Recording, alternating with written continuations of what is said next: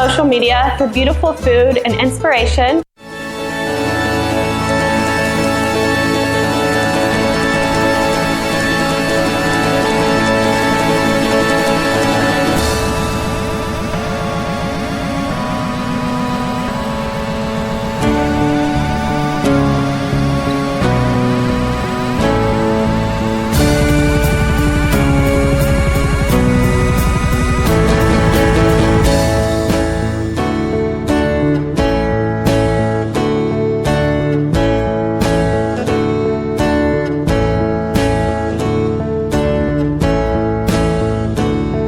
See the same people every other day, but we never say hey, cause we're never looking the way, or my face was in my notebook, we passed each other, didn't look. But these are the people of the towns, of the towns, the towns, of the towns. And large cities are just a bunch of big small towns, big small towns, overlapping side by side, big small towns.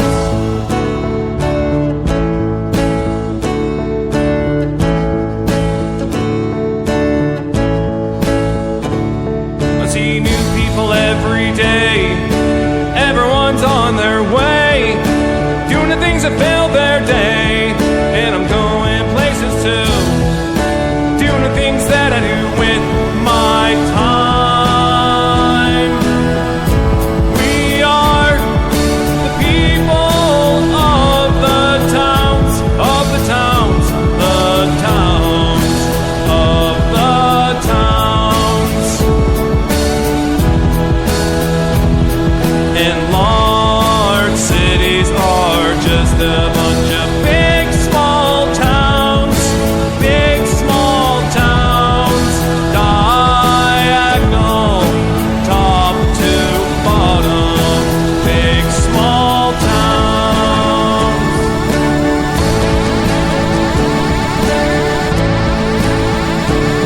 Be nice to the people of the towns, once in a while look around, cause what's going around's coming around. What came around's coming around. What's going around's coming around. Big, big, big, big, big, small towns. Word gets around in the big small towns.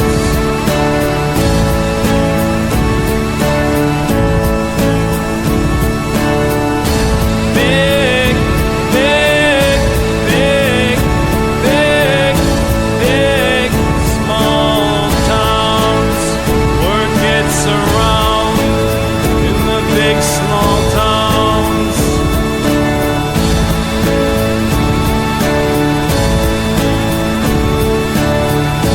Big, big, big, big, big, small towns. Word gets around in the big small towns. All right, everybody, welcome to Downballot. We're making our triumphant return after a week off. I'm producer Dave, and you can find me damn near anywhere. And this is the councilman. Can you hear me? Dude, the fucking that preamp on that preamp makes such a big difference. 3 o'clock, you said, right? 3 o'clock. Yeah, it sounds so much. Oh my god, it sounds so much better. That's beautiful. Well, welcome everyone. This is the councilman. You can find me on Twitter at THE_councilman. You can also find me as Hanselman on Facebook. I noticed that some of you didn't know who the heck that was when I friended you, but don't worry. I'm not a bot. I am a real person, even though that blonde dude in the picture is definitely not me. Just FYI. You can find us also at echoplexmedia.com, where you can go to learn all about all of the streams that producer Dave and all of the wonderful hosts at Echoplex do on a weekly basis. You can also find out about our Patreon and our Twitch channel. And, you know, obviously give us all the subscribes and give us all the money, because we're just going to use it for, you know, hookers and beer. Or equipment and rent. whatever. That too. I mean, yeah, more practical shit to actually keep us on the air, that kind of thing. You're right. We both have gainful employment, or we could if we wanted to. So, it'd be great if we could do this full time. So please, give us more of your show bucks. Every dollar counts. It's the end of the year. We're not a nonprofit, but taxes. Taxes. You can claim it as a business expense, right? You need our show to keep you informed, to do your jobs well, whatever your job might be. I should just claim this whole show as a business expense. I think, well, you definitely should. But then again, you'd have to be on record with the IRS, and Echoplex would be a known entity. Who knows? Who knows what could happen after that? So a couple quick announcements. One, everybody, if you're here late tonight, I'm going to be here a while. I'm playing another charity event at midnight, our time, midnight Pacific. It is for DJ Hate Moir. Their studio got broken into and all their shit got stolen. So harsh. So we're trying to raise some money to get all their stuff back up. DJ Star Noir is involved in that. DJ Kenzie Fire is involved in that. And the good people at EBM Worldwide are putting it on. It's a 3-day event. You can find information about it, I don't know, in the EBM Worldwide Discord. I don't know. DM me about it if you need to know who's playing. I'll tell you who's playing. The person raiding into me seems to have a pretty good following, plus the raid that they got from the person before them. So we should have a pretty good crowd here around midnight. I'll be playing some breaks tonight, getting a little bit low because all these people have ever heard me play is house music. So I gotta show them a little something. Also, tomorrow we're doing a bit of an IDW year in review on the Intellectual Dollar Tree.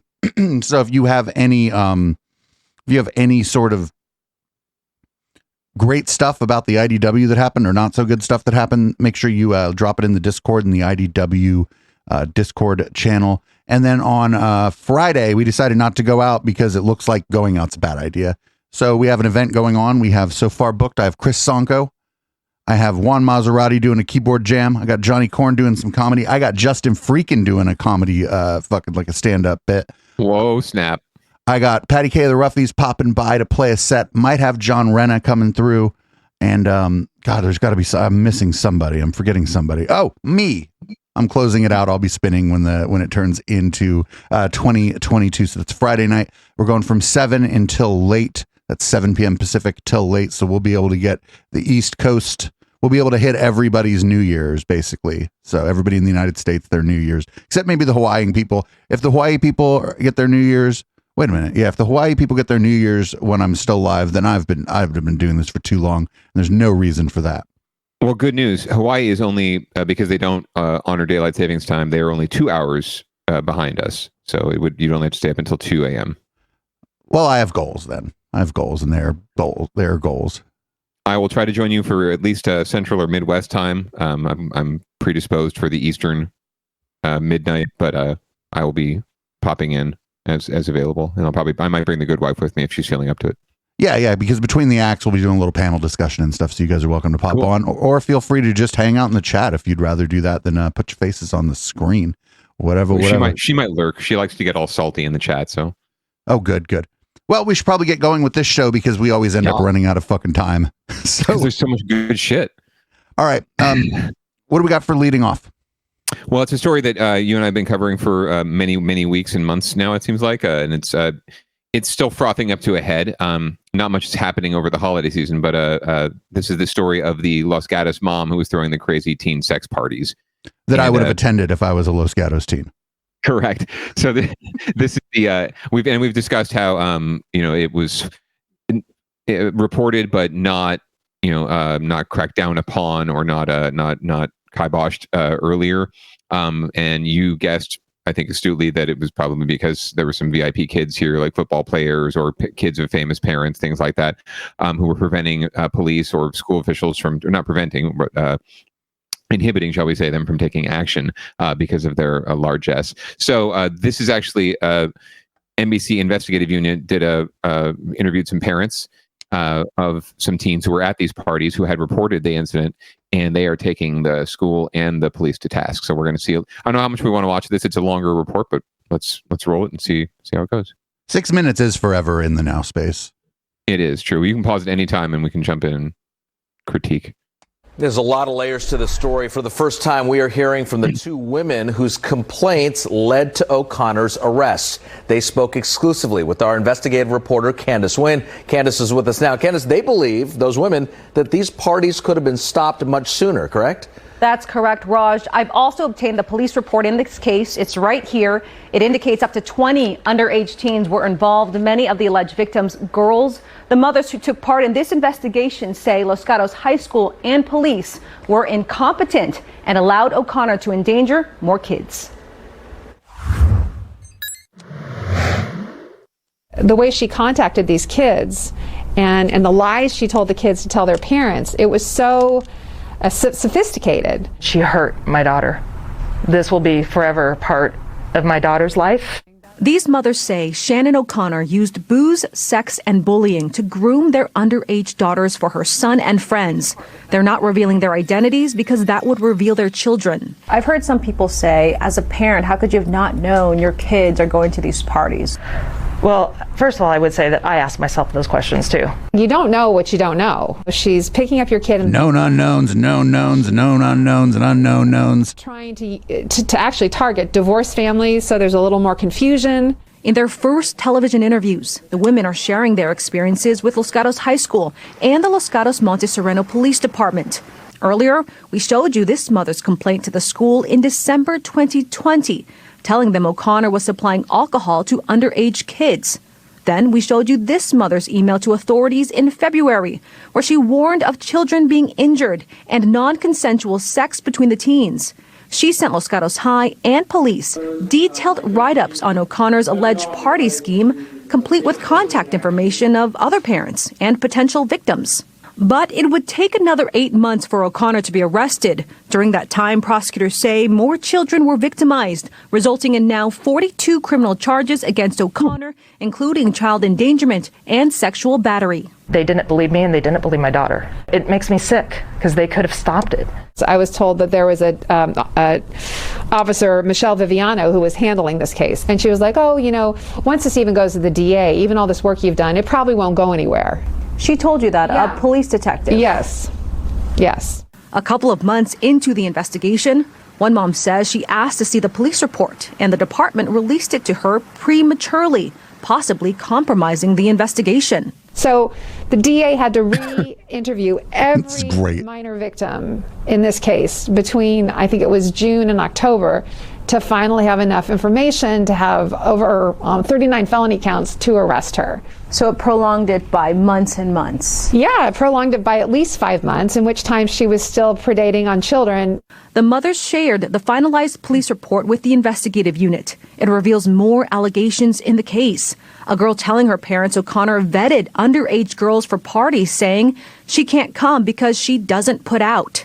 Then, fearful of being caught, O'Connor harassed a child on Snapchat, saying, I'm going to spread rumors about you. During the parties, a drunk child reportedly broke her hand, and a boy was left standing in the dark on the streets without shirt or shoes, wet from the pool. If I hadn't come forward, there would either have been a suicide if a kid got isolated or, harassed by her. There could have been a pregnancy. There could have been a death because she let these kids get inebriated and drive her car. We reached out to police, including Detective Viviano, as well as Los Gatos High School. In a statement, the Los Gatos police spokesperson said they take these cases seriously and devote resources immediately, but did not address any of the mothers' actual complaints. Los Gatos High School's principal also sent a statement saying they knew about a criminal and child protective investigation last spring, months before O'Connor's arrest. But the information was... This is as good a place as any to stop because they're rehashing some old details and giving some new details. Yeah, the parents on record, I think, is the most important thing here. And on record insofar as you're going to believe that the news is going to vet that person and make sure that's not a fake person because you can't see their face. So this runs afoul of something that I think some parents do that is good. I think some parents find out their kids are drinking and smoking pot and they're like, hey, we really wish you wouldn't do this, but here's our garage. Do this in our garage so you don't get arrested. Your friends stay the night if people have been drinking. 100%. I had that. My mom actually had us on that exact, she word for word, right? She didn't even mince words about it. You know what? You want to do that shit? Whatever. but we have a garage for that. Don't do it in the fucking house. Well, no, but like it's like don't go out driving around doing this. And no need to go out and endanger yourself. Right? We have a space for that. Just don't do it in the house. And I will look the other way. So the problem here is that that's not what happened. She was like, you know what? Let's turn this up to 26. Let's make this an illegal operation where we are possibly grooming and trafficking the fucking girls in our community, instead of like, if you want to do this, do it here so you don't get in trouble. Yeah, I mean that's the only thing. I mean, just from reading the story and hearing the testimony and hearing what happened, that's all I can imagine, is that there's some sort of profitability here for her, or some sort of value for her to do this, other than, you know, being a sex fiend or something. I don't know, or just really addicted to watching young kids have sex. I don't know. Could be, right? Sounds like she was trying to help her son get laid. Yes. Maybe he has a little trouble in that department. I don't know. But I don't want to judge. So there's definitely that factor. But I don't know that. I mean, I'm not a parent as of now. So I don't know how far I would go to make my child happy. I like to think that it would stop somewhere between, you know, getting them a Happy Meal and, you know, providing them with a venue for wild, crazy sex parties. But, you know, who knows? Maybe you know, one day I'll think differently. Yeah, we're keeping an eye on this, because these are parties I would have attended.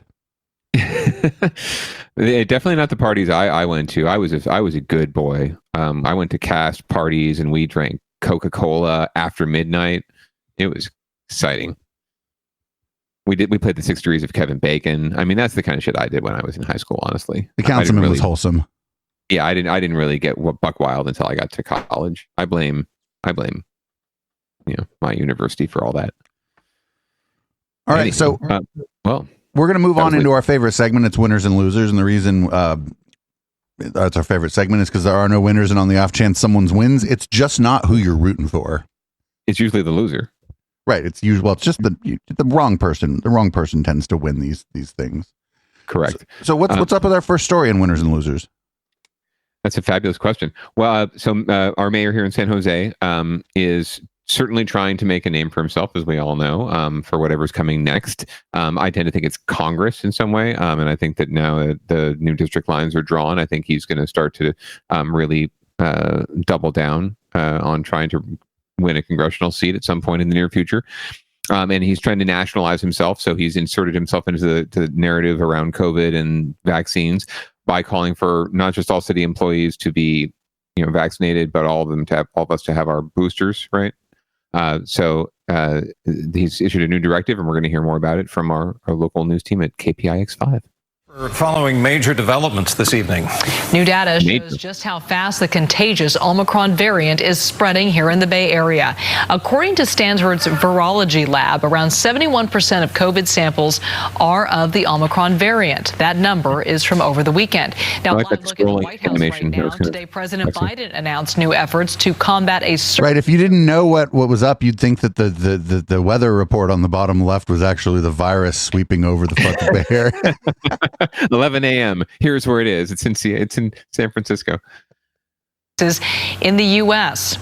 And San Jose may become the first in the nation to require all city workers be vaccinated and boosted before entering city-owned facilities. KPIX5's Andrea Borba has more on why the mayor is proposing the booster mandate. Mayor Liccardo said with Omicron spreading fast, time was of the essence to put this booster mandate into action.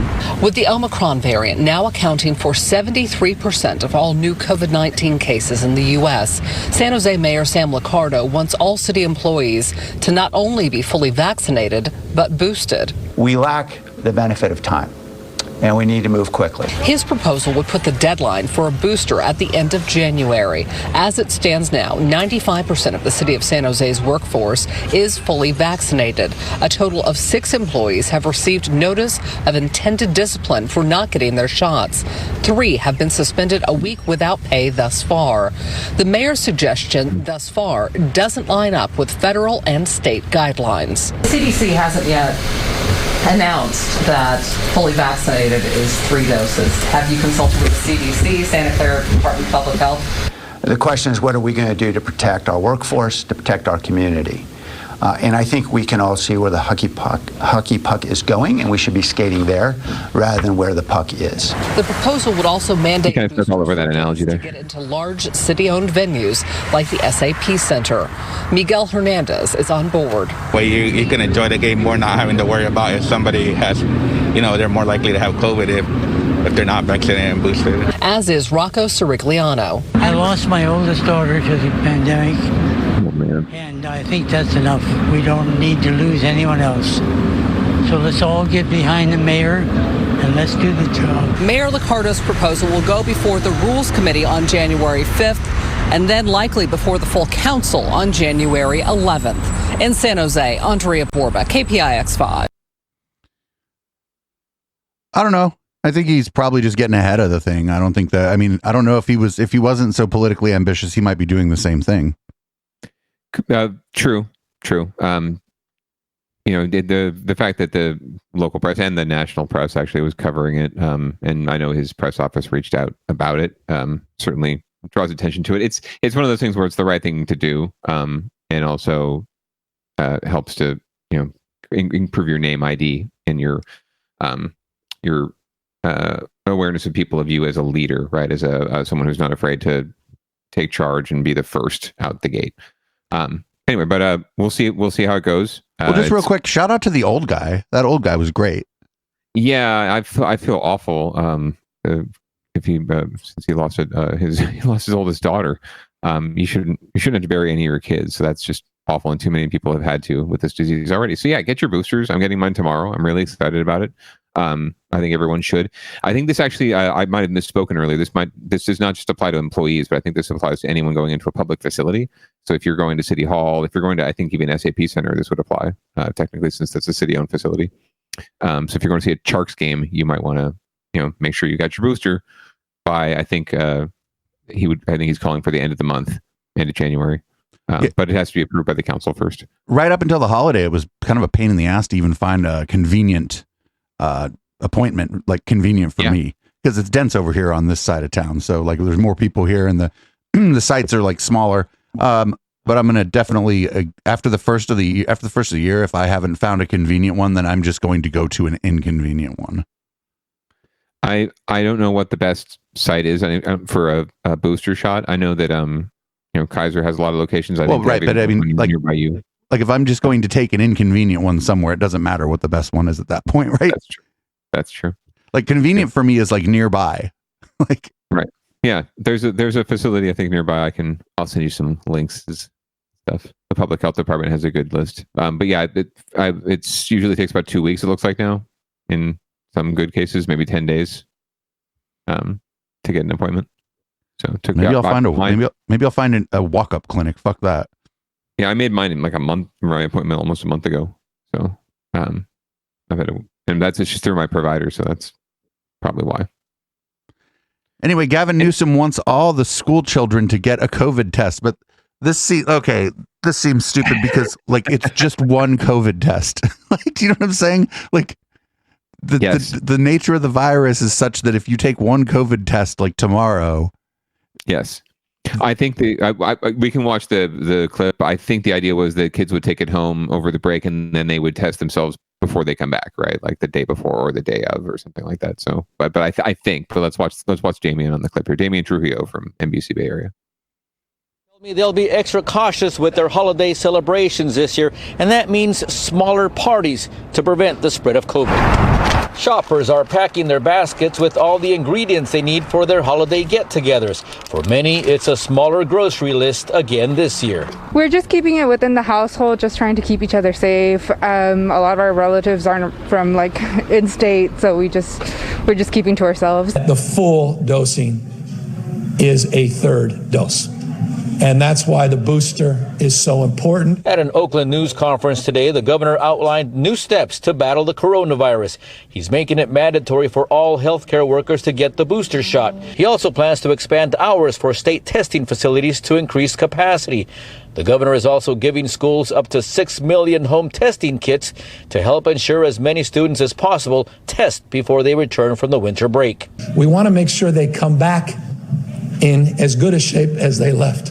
Meaning we want to make sure that we are testing our kids and preparing them to come back in-person instruction. Many Bay Area school districts like Allen Brock already gave students these orange boxes containing 2 antigen rapid tests inside.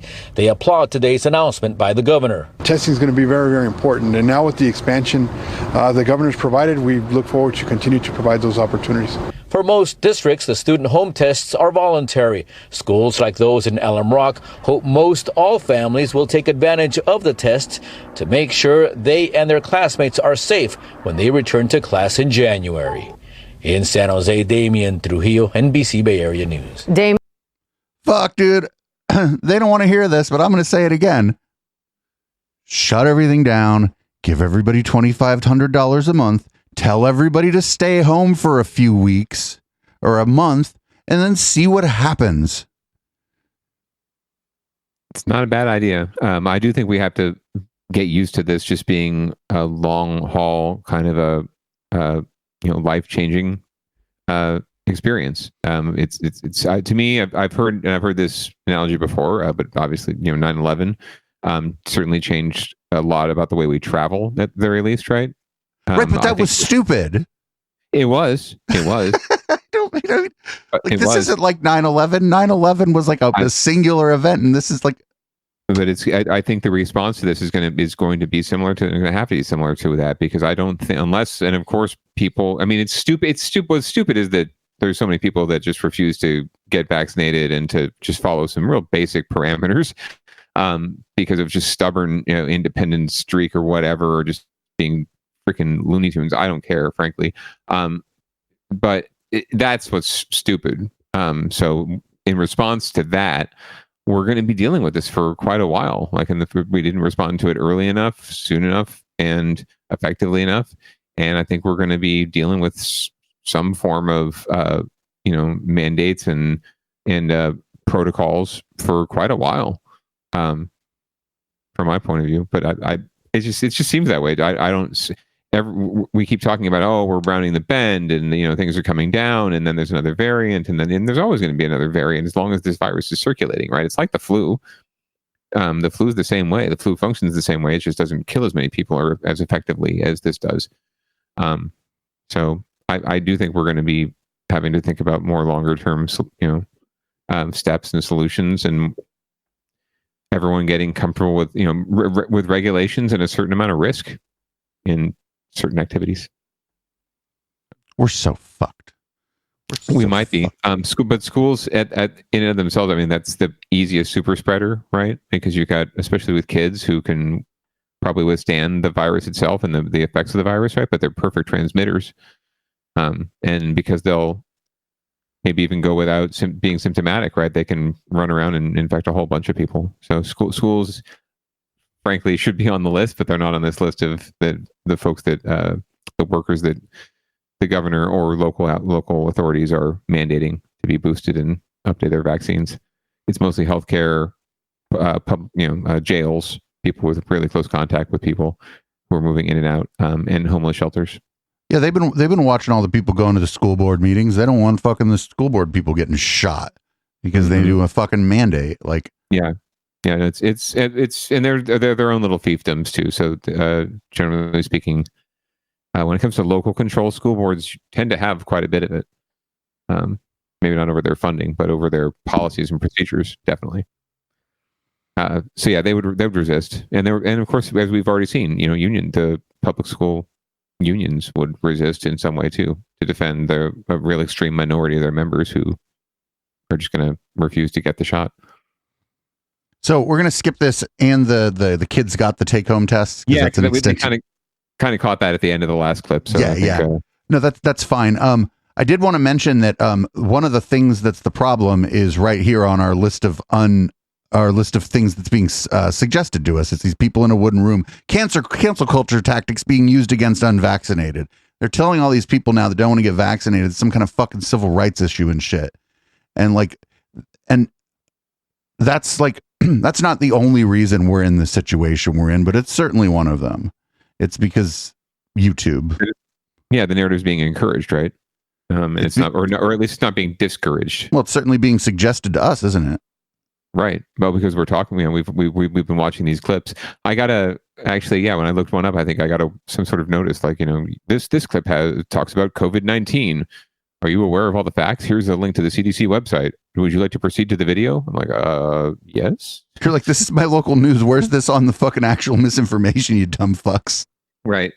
Exactly. This is supposed to be the facts. All right. So what's up in the Tenderloin? Well, we saw some 2 weeks ago on our last episode. We saw some raw footage of, because it was very fresh that day, of Mayor London Breed calling for a state of emergency in the Tenderloin to basically clean the joint up. People are mad because they're having to step over people who are unfortunately living on the streets. Some of them, doing drugs, shooting up, leaving their needles out on the streets, right, and then pooping on the streets, and all the fun stuff we hear about in San Francisco all the time. The Tenderloin tends to get picked on a lot because it just has a higher frequency of this kind of activity because it's downtown and because it's around a lot of other things, right? So it tends to get picked on and called out. And the mayor, for whatever reason, allegedly there is a crisis. Has decided to call a state of emergency and ask the board of supervisors to help her declare one, which would allow them basically to send more cops in to clean the place up. Nothing secures your position as a leader like a state of emergency. Anyway, we'll hear more about it from KPI X5. Today and all of Thursday night, but with an 8-2 vote this morning, the San Francisco Board of Supervisors signed off Mayor London Breed's emergency declaration for the Tenderloin. The mayor wants to use police to stop drug dealers and move addicts toward a new treatment facility. KPX5's Wilson Walker on where things go from here. Over the course of that 10-hour meeting, a lot of people, both sides of the vote, made a point to acknowledge that the situation here is unacceptable, a disaster, pick your word. No, it's just the Tenderloin. It's always been like this. It's fine. And no one is really sure what is going to happen next. It's kind of what you come to expect in the Tenderloin, right? Still figuring that out. I think I know what's going on here. I think the Tenderloin is resisting gentrification via shit on the street, and they don't like it. Yes. Oh yeah. It's hard for developers to come in and flip properties and turn them into mid rises and high rises if people don't want, if it's an undesirable. If you've got people living or people on the streets in front of your building, it's hard to increase your property values. But that's just what the fuck the Tenderloin is. It is absolutely. It's what a lot of our cities used to be and have been. And if anything, the gentrification in other neighborhoods throughout San Francisco and elsewhere in the Bay Area and other cities in the Bay Area and California, the United States, the gentrification is forcing, I think, these folks and people and cultures and groups that have nowhere else to go into these neighborhoods that are still just relative enclaves, and it concentrates the situation. It makes it more noticeable, it's sort of like a Big Brother coming in and squeezing out the last drops, right? Like they've got the mop, they're squeezing it out and just getting the last 2 drops out of it, so they can have their way and sop up all the dollars. The Sunday event at Pride, some of the streets that it goes down, like during the festival, are in the Tenderloin. And it's fine. I wonder if the police go through in there and clear everybody out, or if people just leave because there's... I don't know. And it's not like it's not like you're hearing about assault or murders or violent activity every night or even every week or really not all that often. It's just it's unfortunate that my daughter or someone had to step over as we were heading to Union Square to do some shopping at freaking FAO Schwartz or whatever, that she had to step over an unhoused person who was impeding her way and shooting up his heroin. Somebody should maybe get these people together and have them go take a dump somewhere on Union Square. Maybe flash mob of people taking a dump. Forget robbery, right? Just drop trow and poop right in the middle of the intersection. Yeah, I just feel like it's such an odd thing. It's like almost a very San Jose thing of them to do, to try to get rid of the city from their city. Oh yeah, very much so. And San Jose really never even had that kind of city, right? When it came down to it, they're trying. What San Jose is trying to do is to make sure it never happens. Too late, but they've been trying for years to make sure that never happens at all. But yeah, this is what the kind of friction we're going to have to see for a long time, unless we evolve our consciousness. But as long as capitalism is the overarching value system that we live under, we're going to see gentrification. We're going to see situations like this where it makes, it's profitable for politicians to come in and say, we're going to clean up the streets, right? There's at least one person running for mayor in San Jose, I think, or two, where their top three, taglines, it's like clean city, clean up the city. But those things don't go together. Right. Like I've lived in cities.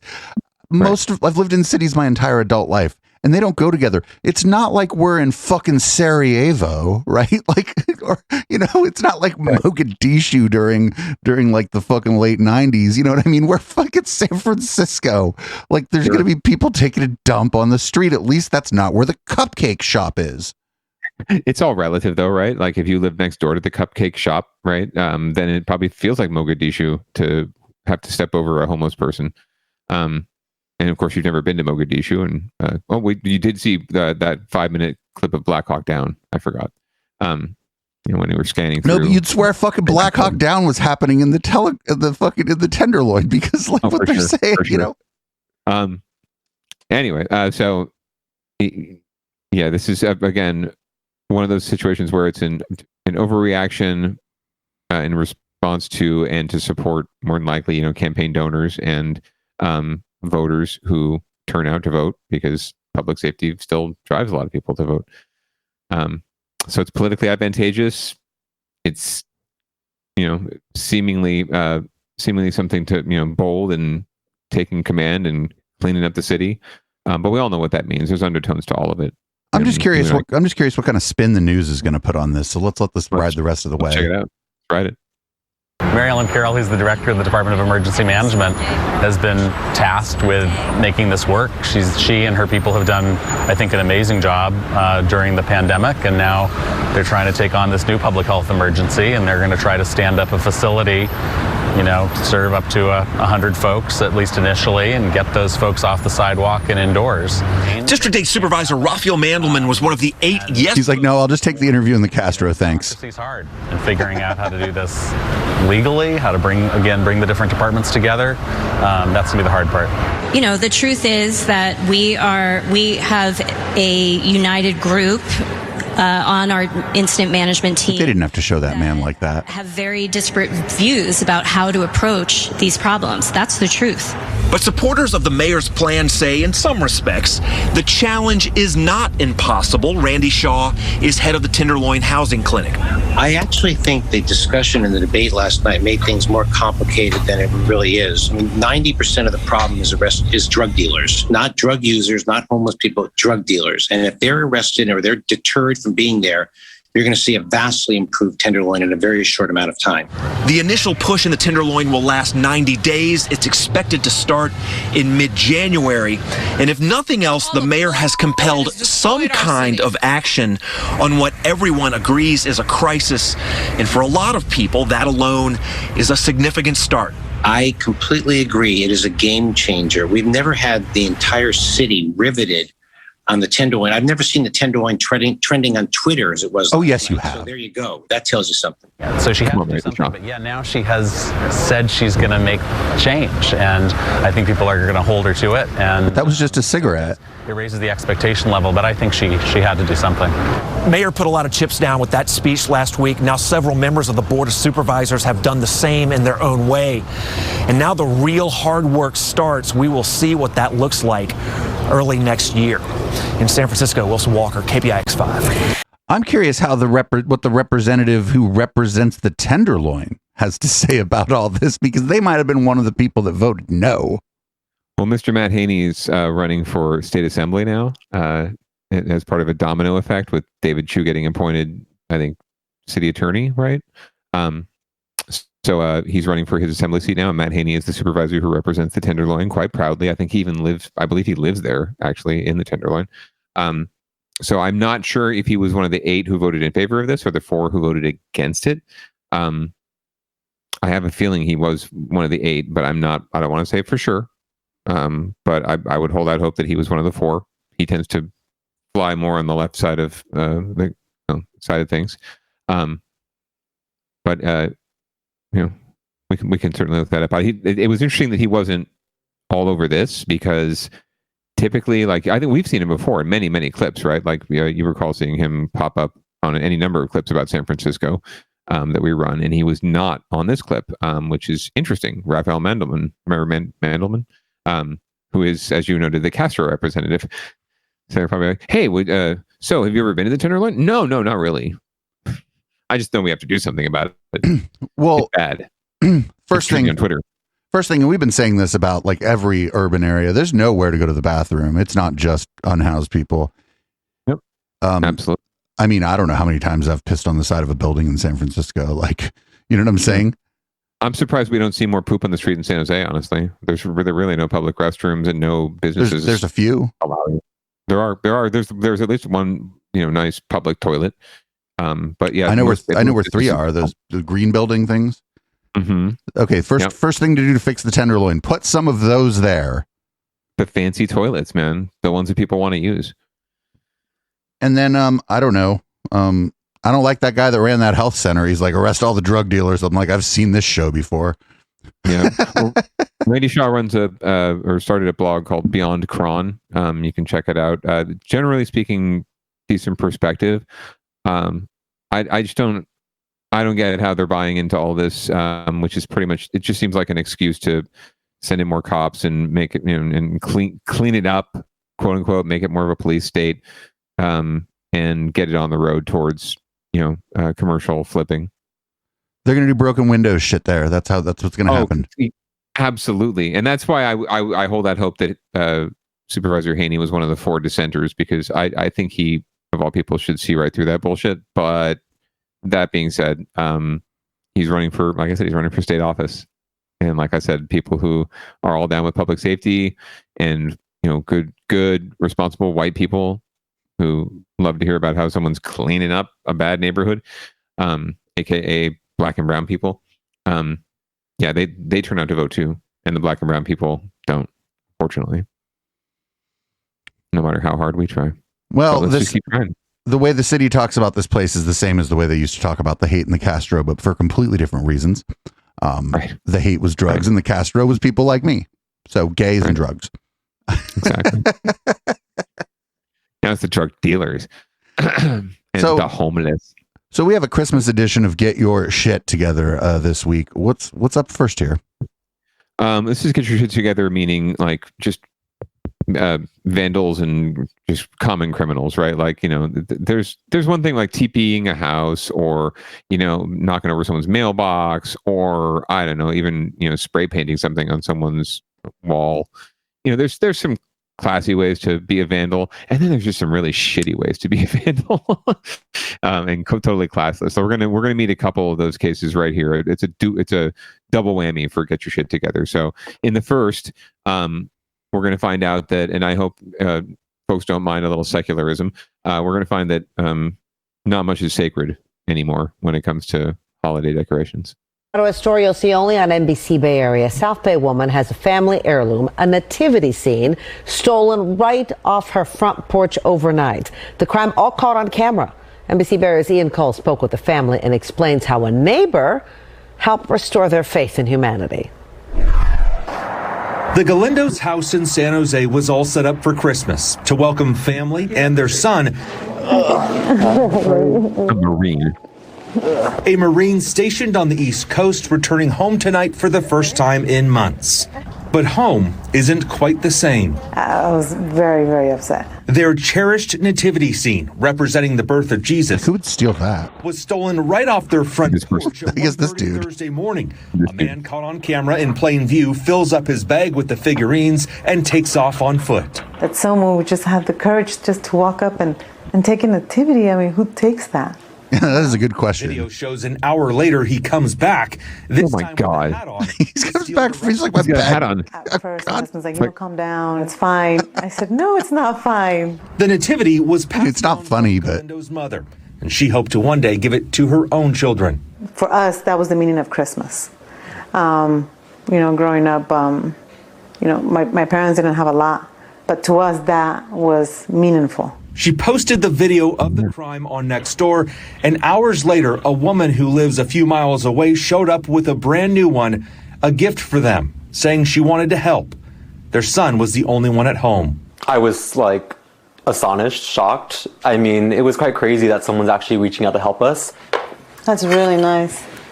While praying the original is returned, the family is placing this new nativity inside, starting a new tradition that now also represents the kindness of strangers.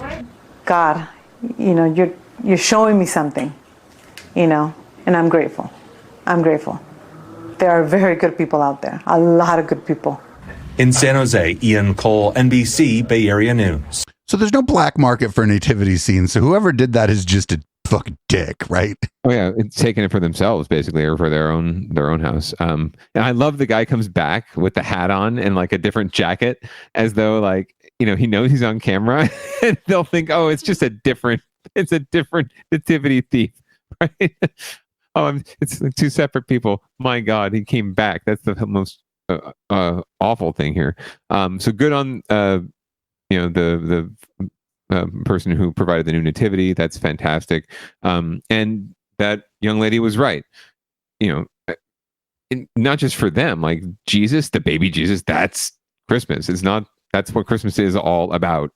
In for lack of a better phraseology, it's not about the big, hairy white dude in the red suit who comes down the chimney with the gifts, right? Right. Coca-Cola largely invented that guy. Right. And now Target and Walmart and Amazon and Jeff Bezos are picking up the slack. So yeah, it's not this commercialized holiday that we all love to honor and celebrate. It's actually about pretty spiritual event for some folks. So yeah. Like even that aside, like that's just like that's like the guy was just a dick. Oh, absolutely. Just total dick move. He has got to get his shit together. And this, if this is the kind of attitude that's going to prevail out there, we all need to get our shit together. In other news, sort of down ballot holiday news, the city council in a local city here in San Jose, or in the East Bay of the Bay Area, is cracking down on a homeowner who had a really fabulous light display going on. But apparently it's just too much. A popular Christmas light display in Concord is dark tonight. For the last 3 years, a house on Terrapin Court has dazzled with an elaborate Christmas light display. But after a few neighbors complained about the traffic, the city pulled the plug. As NBC Bay Area's Sergio Quintana tells us, it's a big disappointment for the rest of the neighborhood and the holiday-loving homeowners, too. Oh, my God. This is wow. Wow, hold on. We gotta go back. Look at that shit. You gotta wait for the close-ups. There's some pretty amazing shit.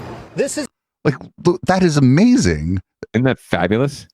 You should see the actual house. You should see the actual house is this little ranch style, house. This is all built around the house. This is not the house itself. Like, this is actually the elaborate setup that he built.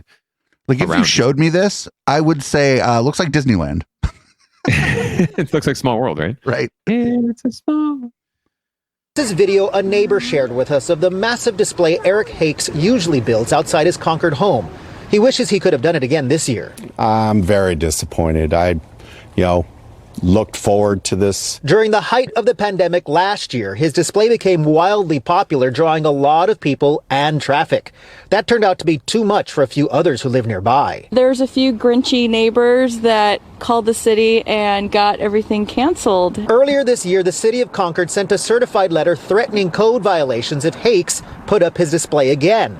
According to a city spokesperson, the traffic and height of the displays was a safety concern. The city community relations manager sent us a statement saying, in part, this roadway design, when combined with the number of visitors driving by the display, created significant traffic congestion, which led to numerous complaints being made to the city, mostly by neighbors who live on Terrapin Court or Torino Way. We talked to lots of people throughout the evening, but they complained the display is gone. I'm just so mad. I know, we never complain. How has it been each year? Wonderful, and it got better and better and better. And then my mom would come from Oklahoma. Walk over here. And we'd all come over here. And I mean, he never charged nothing. She's one of several people who cruised over expecting to see lights. The house is dark tonight, but that hasn't stopped people from coming by hoping to see a display, which unfortunately didn't happen this year. Eric Hakes says he spent upwards of $100,000 on his decorations over the years, and since he couldn't build it this year, he loaned out some of his figurines to more than 30 neighbors so they could carry on the tradition. Do you want to do this next year? I would love to. I'm trying to put some conversation together with the city council and the mayor. Dude, if this guy goes and yells at the city council about his Christmas display, fuck yeah. We need that on public comment. Rally support from people who enjoyed his displays. He says it's been heartbreaking having to tell so many who have come by to see it that he couldn't turn on his lights this year. In Concord, Sergio Quintana, NBC Bay Area News. So I think Juan Maserati could say something about the person who complained. Fuck this dude. There you go. Yeah, thanks neighbors in Concord, and thanks city council for being so stand up about things and stepping up for something fun in your community and figuring out how to make it work. Hopefully they will, now that it's gotten a little attention. So maybe he'll be able to work something out with the city for next year. But that's just what I love about neighbors. I guarantee you, these neighbors didn't come over and knock, knock, knock. Hey, bro, how's it going? About your little light display, can we figure something out to make sure that traffic in the neighborhood is cool and people can still enjoy it? No, they just complained. I don't like it. I couldn't get to 7-Eleven or whatever, or I couldn't get to the movies in time or the supermarket because, people were coming by your house checking out the lights, or I was a minute late to my spa treatment. So I'm going to complain. I'm not going to come over and tell you that. I'm just going to call the police or call Public Works and complain.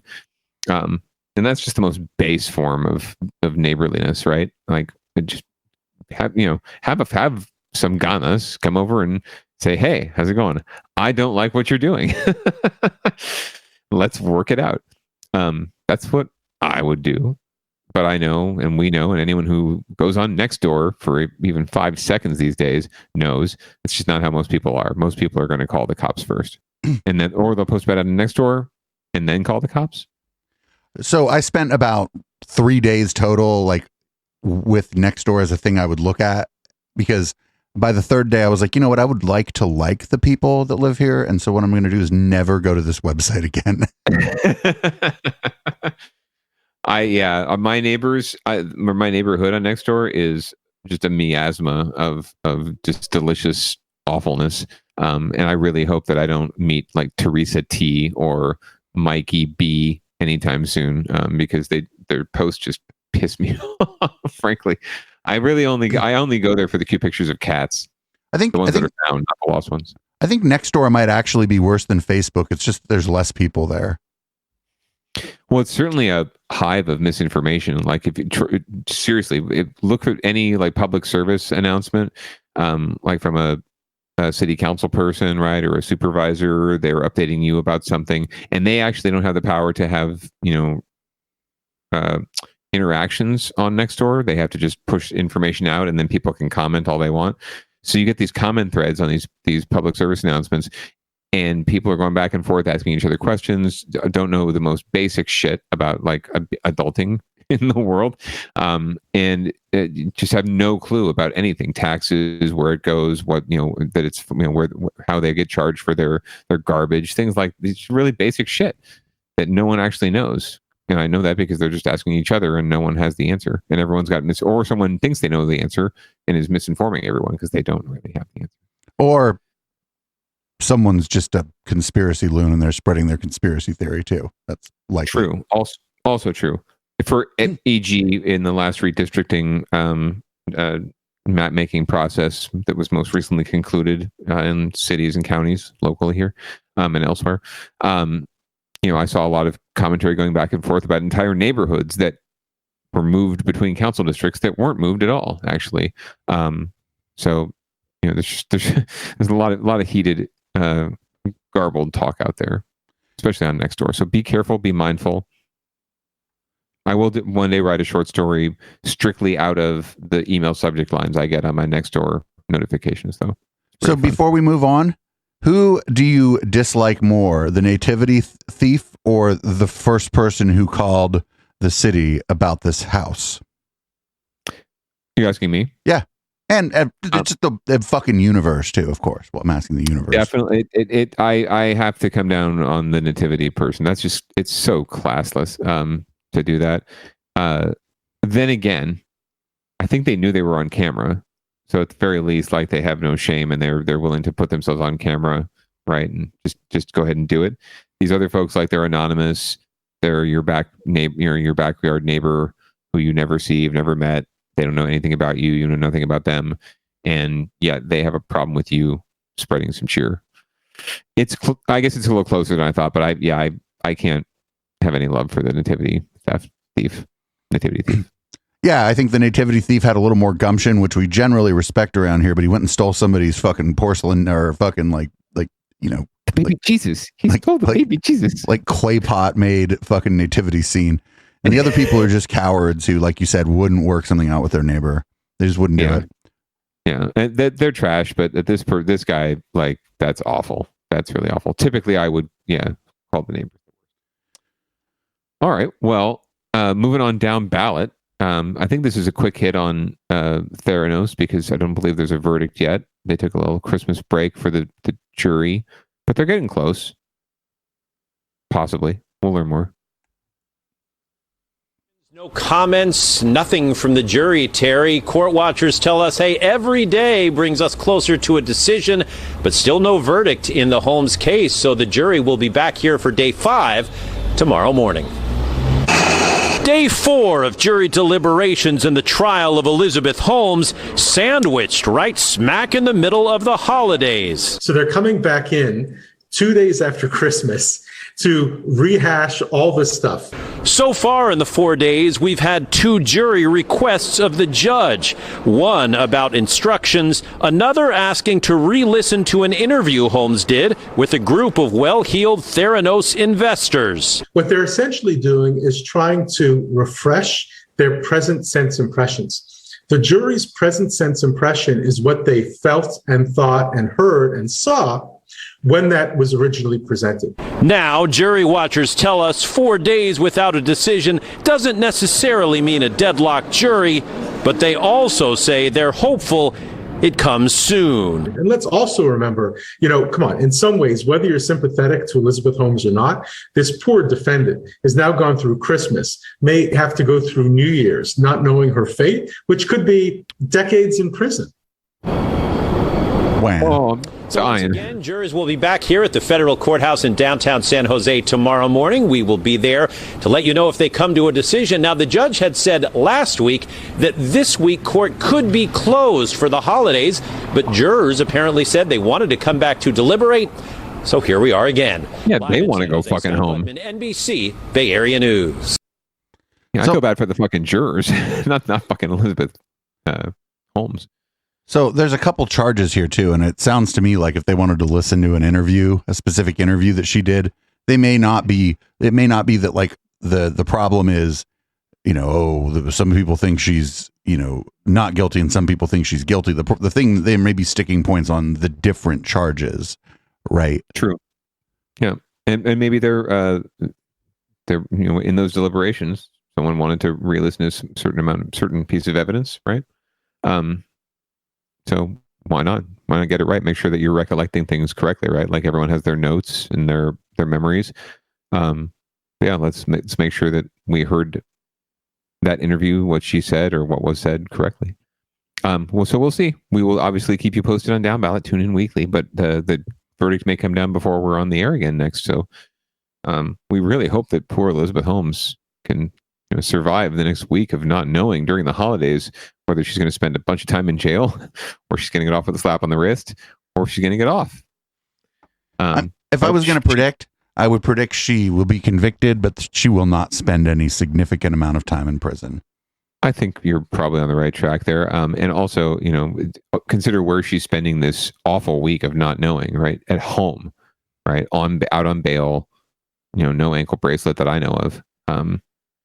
Meanwhile, like anyone else or a non-white blonde person would more than likely not be as lucky and might be spending all this time, or maybe if they couldn't afford it, maybe if they had gone bankrupt, would be in jail now awaiting this verdict. So it could be a lot worse for Elizabeth Holmes. Could be a lot worse. She was spending the holidays with friends and family, not knowing what was going to happen to her, while someone else who got caught with a little bit of cocaine is just in jail.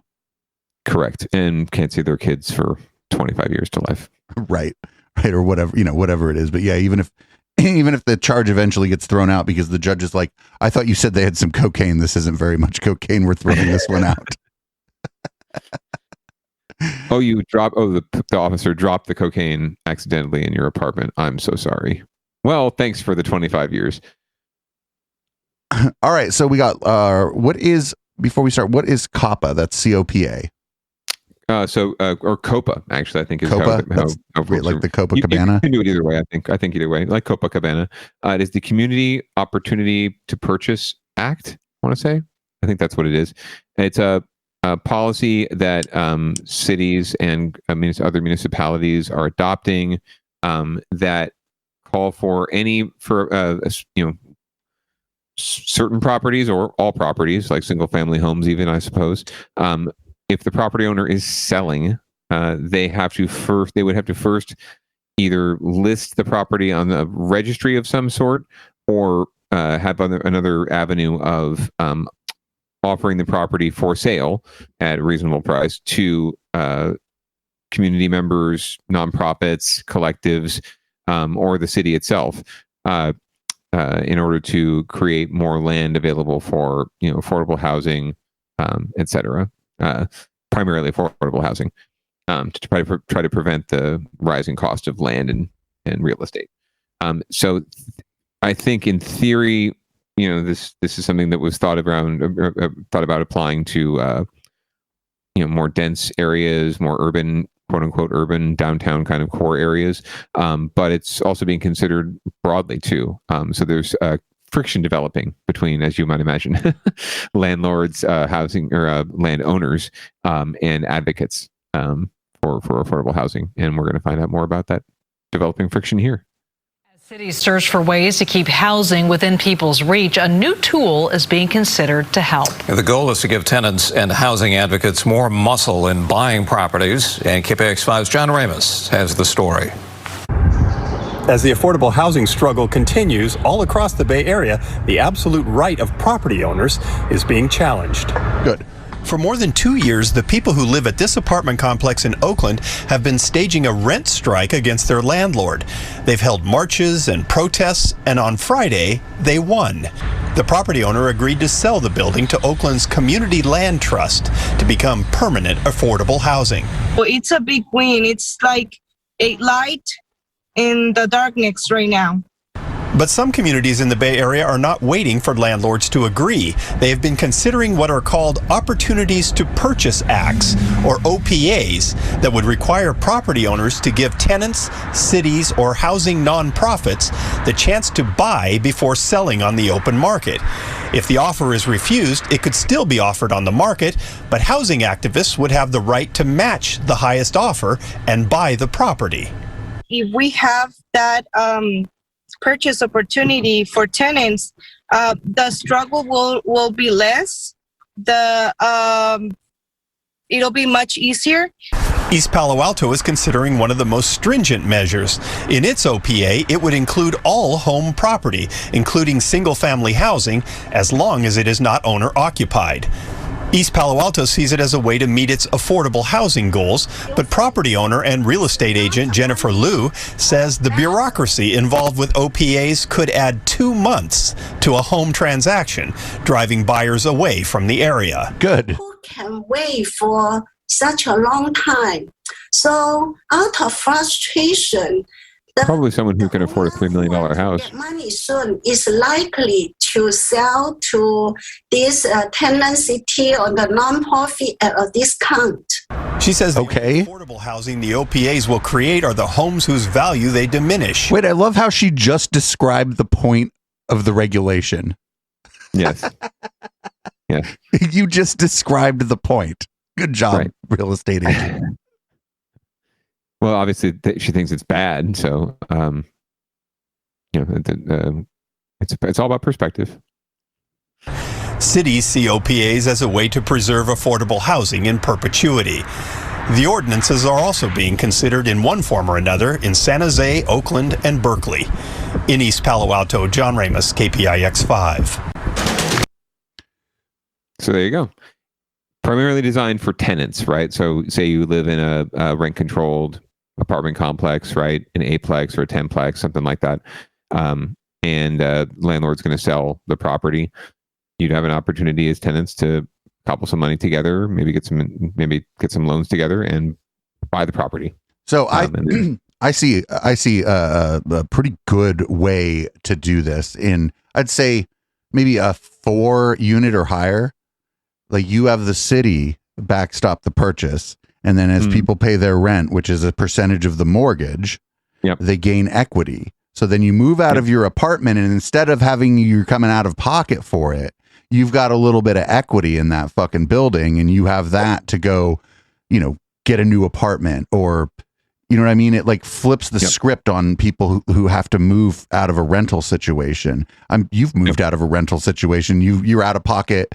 I don't even know how many months rent. The last time I moved, I was out of pocket the month's rent for my last place, the month's rent here, my part of the security deposit, and all the cost of moving just to move down the fucking street. So if there would have been a situation on the other place where, I was only there for, I think, 3 years or whatever, but that as a function of paying rent there for 3 years or whatever, there was some equity in the building, and I, take $600-700 with me, whatever the fuck it would have been. That would have been fantastic. And if the building dramatically appreciates while you're there, well, then instead of your rent going up because of the building appreciating, now you get some of that fucking money.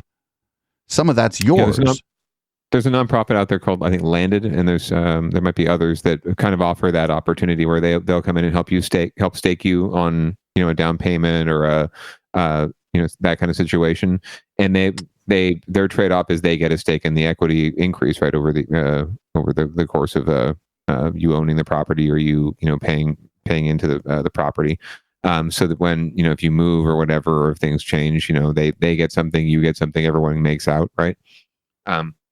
This it does make a lot of sense, and I think that what you're talking about makes even more sense with the city coming in and being able to stake folks like this, and then the city in a way becomes the landlord, but there is a bureaucracy created, it always is, but they can then collect hopefully lower rents, more affordable rents, but more than enough to make it worth their while to purchase the property, right, and pay off the property over the long term for the city, right? And the city gets equity, and then they can share that equity, like you said, with the tenants to increase their wealth and their buying power out there in the world, and everyone's happy. Just imagine a scenario in which the value of the building goes up, and as a function of that, if you stay, your rent goes down because the entity that owns the building can refinance it now.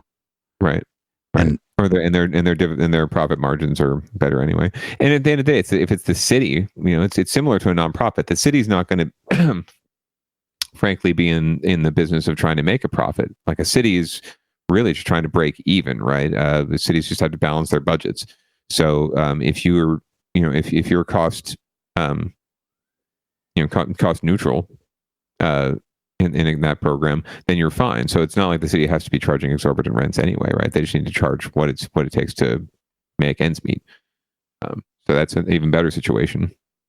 But you do need to create a bureaucracy to manage all these properties and to manage the rent and the registry, and then also manage the registry of when properties become available, right? And how these landlords have to offer them, how long, where they have to advertise, things like that. So it'll be interesting to see how this develops, but I guarantee you it's going to be a pain in the ass getting anything like this passed, because who are some of the biggest campaign donors? Who are some of the the biggest neighborhood activists and leaders? It's landlords, it's housing providers, and developers, and big landowners, right? But these are the folks that contribute to campaigns and raise a lot of political hay. So and when you're asking elected officials to do anything, they respond to voters and money. So. Yeah, this all seems great, but I have a feeling it's just going to be fucked.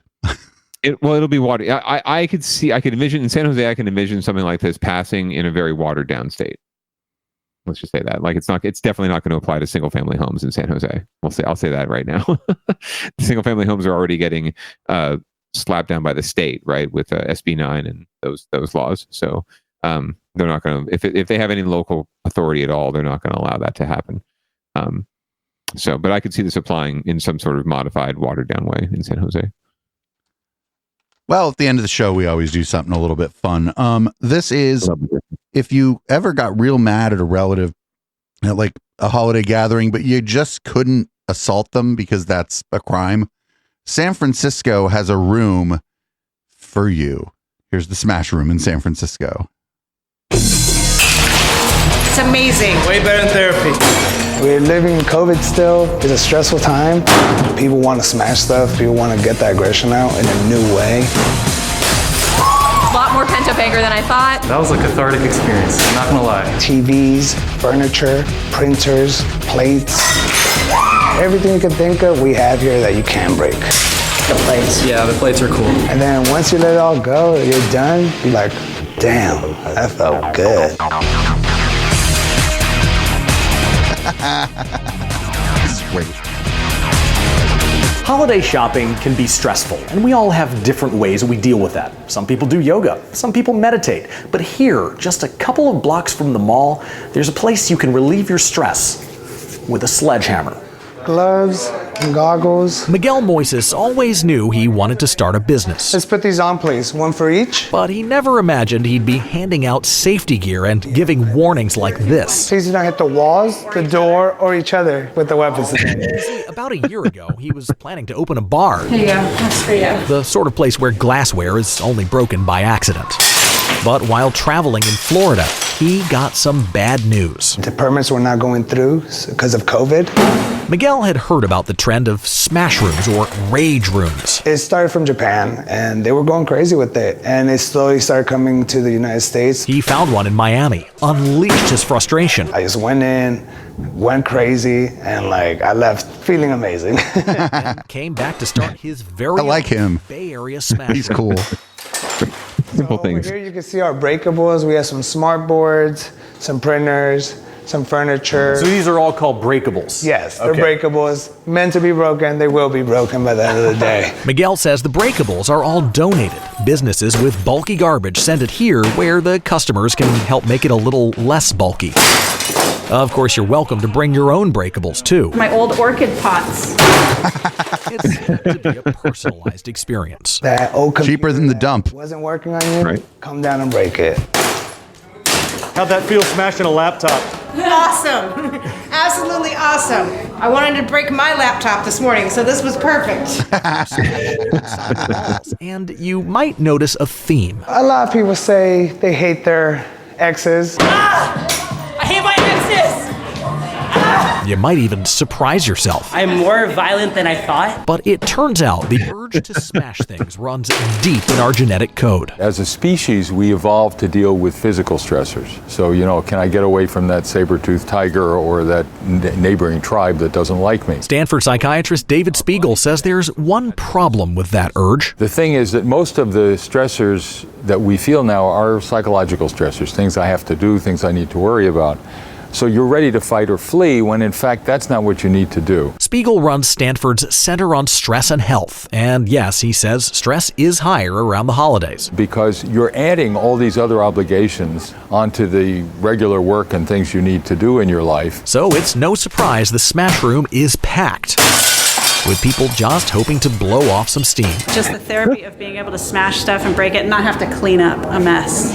It's a huge mess. That's the best part, not having to clean up. Right. This guy had to clean it up. comes up a lot around here. A lot of people don't like therapy and stuff, so they see this as the alternative therapy. And though some people are timid at first, All right, guys. I'm like nervous. Don't be nervous. they tend to Locking you in. This was a good idea. and sometimes get really into it. A lot of boyfriends are scared of their girlfriends after they're here. I'm now even more scared of her than I already was. For many, there's no denying it. She's got it. She's playing. Smashing things feels great. But is it actually relieving stress? In the short run, it increases stress. You're tensing your muscles, you're getting your blood pressure up. Spiegel says there's no medical evidence it actually helps. But he has another theory on why it feels good. People don't like feeling vulnerable. Stress makes us feel vulnerable.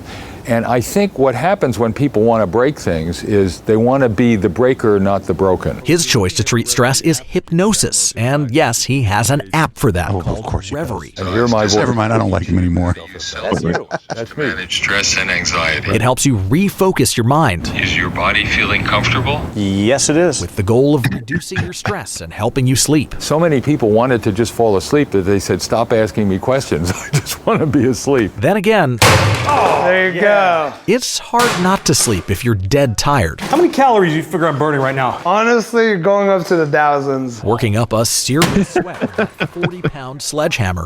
And learning new ways to use a crowbar. Stand right there and just play some baseball. Oh, yeah. Medically proven? Absolutely not. But at a stressful time of the year, some say it's what the doctor ordered. It's definitely going to be an after holiday kind of thing for me. Seeing all of the families all over. It's like, okay, I'm going to need to go back to the room and break some more things. That was a great and another thing story. Yeah, I thought that was a nice one. We caught that I think the night after Christmas over here. Yeah, so if you ever want to go to the break room, I'm totally down. I'll break some shit. I got plenty of shit that the good wife probably would like to see broken. So, well, I have to replace my DJ controller at some point here because Channel 3 blew out on it the other night. Oh no! And it's not really worth anything anymore. Maybe I could fucking bust my old DJ controller in there. I'm guessing like the costs that you have to pay obviously to do this. It has to do with the disposal for the most part, right? Like and rental in the space. But since they get all the crap donated, I'm guessing just they have to take it somewhere at some point. All the scraps and pieces of everything. So guessing it's all for disposal in those dump trips. That's great. That's great. I actually have an old laptop somewhere too that I wouldn't mind fucking. Oh, let's do it. We'll book it. We'll open one up. We'll get them to open one in San Jose or Campbell. Downtown Campbell sounds like a good place for a smash room. Oh shit. Let's find a venue. We need a venue and a venture capitalist. Too bad the Elephant Bar is not still there. They tore the building down. So. No, but they should have turned the Elephant Bar into a smash room and saved some money on the demolition. Exactly. The structure is all down, and now they're not building an In-N-Out there. So what's going to happen? Smash room. Cool. Well, hey, thanks for another wonderful show. Sorry we went a little over, but always with a good purpose. Oh, Chip DeVille's up in the chat letting us know there is a rage room in San Jose. Nice. All right, Chip, you're gonna have to take us there. All right. Speaking of Chip, we got Local Love up next. Thanks for listening to Downballot, everybody. We do the show live every Tuesday from 7:30 to about 8:48. And then right after that is Local Love at 9. Those times are Pacific. And in the evening, we are going to play Audible Smoke. That's Locals. Thanks everybody for listening to the podcast. We took a week off last week because I was exhausted. And that's it. Welcome back to the show. And this is, Locals by Audible Smoke. And we'll be right back with Local Love. So everybody hang out if you're in the chat. Peace out.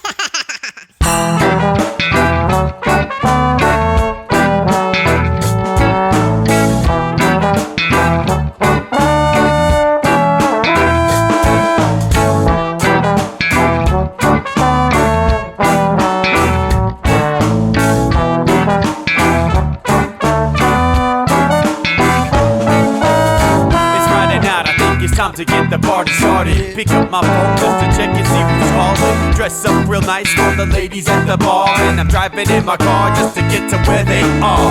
Here at the local scene is where I plant my feet. It's where I smoke my cigarette and I hold my drink. I look at all my friends, they're all blazing greens. Here at the front of the stage, waiting for MTV. Where are those guys who's standing next to me with a pipe in his hand, ready to blaze for me? About 5 minutes later, we're all singing Queen. Now get the fuck up on stage, man, rock the scene, yeah.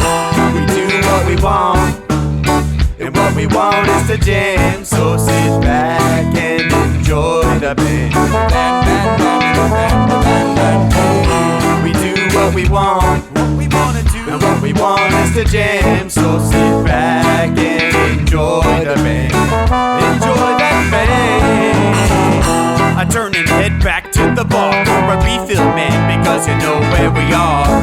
We're headed out to the car to smoke another one and another one. Now just when the magic starts kicking in, I hear relapse playing, you know it's time to head in. Alright everybody, now it's time to grab a new drink, spark it if you got it, and then pass it to me, yeah. We do what we want, and what we want is to jam. So sit back and enjoy the band. We do what we want to do, and what we want is to jam. So sit back and enjoy the band. Enjoy that band. Last up on the bill for the show tonight is Down and Dirty and 5, so we're headed outside to spark up another joint. Now who's got my lighter? Stoner E, of course, shouldn't you be inside? I'm all up in this bitch, being who I gotta be. I'm fucked up like the US economy. The truth is that I don't think logically. Stoner E take you on a psychedelic odyssey. Now inside motherfuckers is rocking me, and outside shit we smoke a lot of broccoli. Rocky the roller, yo, that sexy girl be jocking me. Ain't too drunk to fuck, but I'll probably do it sloppily. We do what we want to do, and what we want is to jam. So sit back and enjoy the band. Enjoy the band, enjoy the band. We do what we want to do, and what we want is to jam. So sit back and enjoy the band. Yeah, yeah, yeah. Molly say that he like jamming, and he hope he like jamming too. Well, I gotta say, thank you, Bob, we do. Yes, I gotta say, thank you, Bob, we do. Well, Bob Marley said that he like jamming, and he hope he like jamming too. Well, I gotta say, thank you, Bob, we do. Yes, I gotta say, thank you, Bob, we do. Yeah, we do what we want, and what we want is to jam. So sit back and enjoy the band. We do what we want, and what we want to do, what we want is to jam. So sit back and enjoy the band. Enjoy that band. We do what we want to do, what we want is to jam. So sit back and